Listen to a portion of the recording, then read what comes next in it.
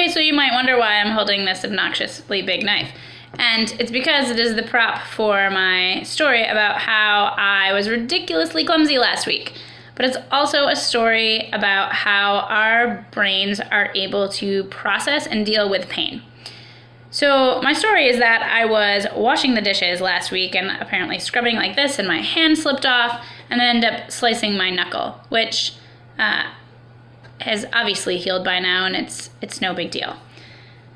But so at the time, it's bleeding everywhere. I had to get a bandage on it. The point is, my brain just said, it's telling me, okay, get a Band-Aid, everything's fine, it's just a cut, it's gonna heal, because we've all had these kinds of things before. Although they hurt when it happens, we know that this is all gonna be just fine, and we really don't think much about it. And that could have been the end of the story, that I just put a Band-Aid on it and moved on. But the story does get a little bit more clumsy. So in the middle of the night, I had to go to the bathroom, and I decided not to wear my glasses, which you might be able to tell are rather thick, and I can't see very well without them. So I must have been fumbling around. I don't even know what happened, but anyway, my cut opened back up again. So it's bleeding everywhere again. But I'm going to pause for a second, time out on my story, to say that my brain just said, okay, go get another Band-Aid. It didn't say, oh no, panic mode, this is never gonna heal because now I've heard it twice. So just a small side note. We'll get back to that. So anyway, I get another Band-Aid, but I had to go out into the hall closet to kind of fumble around and get it, and I was trying to be really quiet, not wake anybody up in the house. So anyway, I take care of it, and I'm going back to bed, but I apparently left the door to the closet open and then proceeded to walk just straight into it with my eyeball, leading with my eye. I don't know how.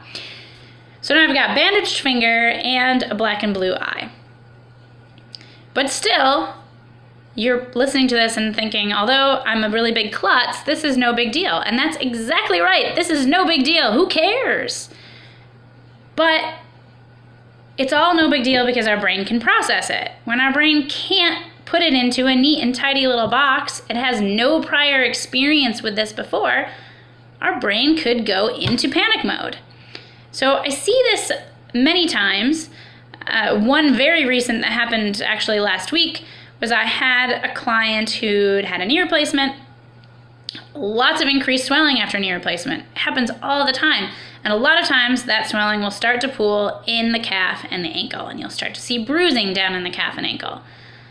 And so for this particular client, the first thing that they thought was blood clot, right? So the brain is on hyperdrive saying this could be a blood clot.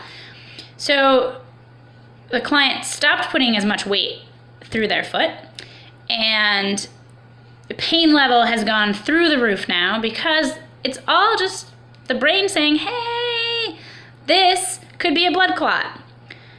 But when I went and I took a look at them, everything was clear. There was no evidence or any sign of a blood clot at all. The pain immediately went down, like from an 8 to a 4, like a 50% drop in pain, just because that person's brain could now say, oh, okay, this is fine. This is just swelling. So sometimes we just need a context. We just need to know, okay, this is what's going on. And once we can process this better, our pain takes a dramatic drop down.